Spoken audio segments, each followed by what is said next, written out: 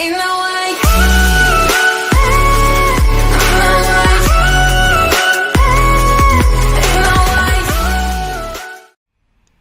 Okay, at this point, it's a great time to extend the functionality of your store with a Shopify app. I've gone into apps here on the left side, and now I'm going to go to visit Shopify App Store. There are hundreds of apps now available in the App Store that allow you to do dozens and dozens of new functionality such as marketing plugins, sales, social media, shipping, inventory, it goes on. And you can see ratings, some of them are free, some of them aren't. And today we're going to be just adding a simple app. We're going to do a marketing app. So we'll go and search for marketing, filter it down.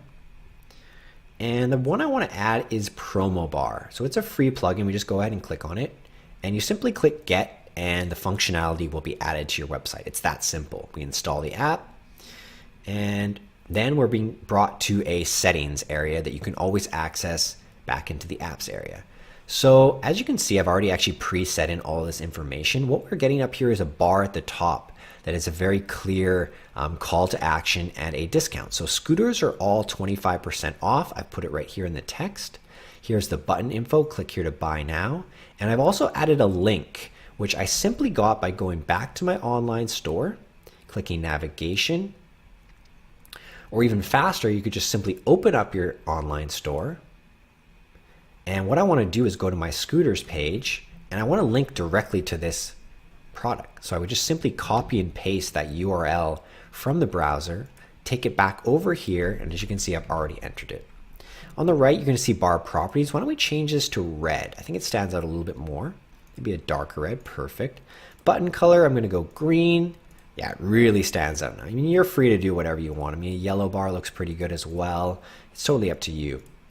You can change the bar height if we really want it a little bit more prominent, as well as the font size.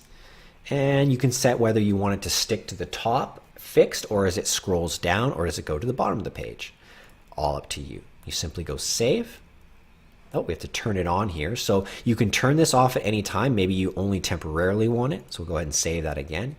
We'll click preview.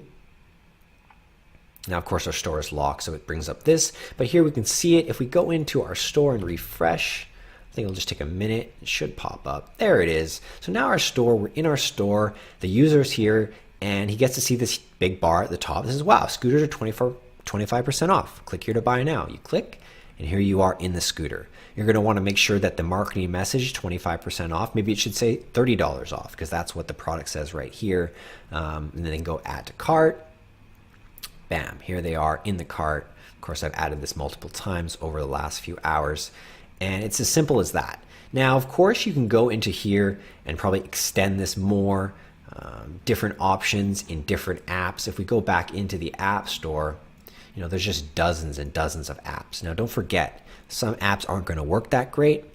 Depends. Some of them are free, some of them are paid. Really look for the ones that have 5-star reviews for 750 reviews. That's great. 840 reviews, 5 stars. That's great.